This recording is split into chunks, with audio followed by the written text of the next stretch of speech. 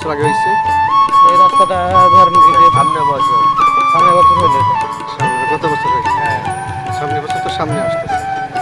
গত বছর হয়েছে? হ্যাঁ 24-23 হয়েছে। এর আগে কাঁচা ছিল? জি কত কিলোমিটার এটা পাকা? এটা প্রায় টোটাল মিলে চাপাই ইউনিয়ন আর রাজশাহী ইউনিয়ন মিলে প্রায় 12-13 কিলো হবে। মানে এই দুইটা ইউনিয়নের নাম আলাদা?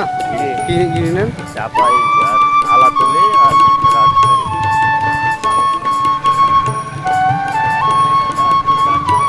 রাজশাহী ইউনিয়ন?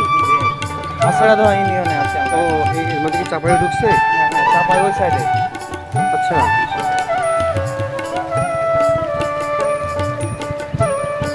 ওই চাপাইয়ের অংশটা কোন কোন এলাকার মধ্যে? ওই ইউনিয়নের নাম কি? ওই আলাতলি ইউনিয়ন। আচ্ছা, চরলাতলি। ও, ওদিকে যাবেন কি? ওই কি আছে? ওদিকে যে নদী কাটছে এই তো। না দরকার নেই। আর তারপরে প্রতিষ্ঠান আছে, স্কুল হাই স্কুল আছে। আর আষাঢ় ধরাতে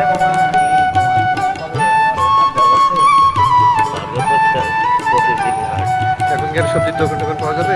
সব সবজির দোকান আছে। তাহলে চলো সোজা সোজা এখন না এখানে না চাকায় ওখানে চাকা আপনি যেতে পারবেন তো না? হ্যাঁ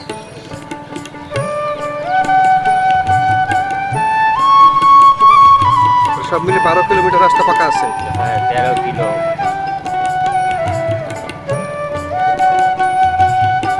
কাদা হলে এদিকে আসতে পারতেন না, যে বৃষ্টি হয়েছে না কাদা হয়েছে।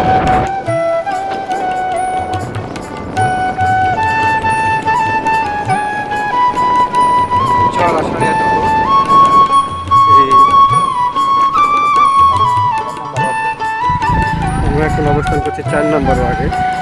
এখন কোন গ্রাম? এটা হলো ভ্রমণপাড়া। ভুবনপাড়া।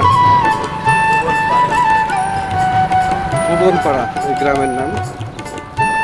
এই গ্রামের মধ্যে যে পাকা রাস্তা শহরের মধ্যে, এটা প্রাইমারি। এটা যে প্রাইমারি স্কুল। এখান থেকে প্রায় 4 কিলোমিটার দূরে অবস্থান করছে নদী।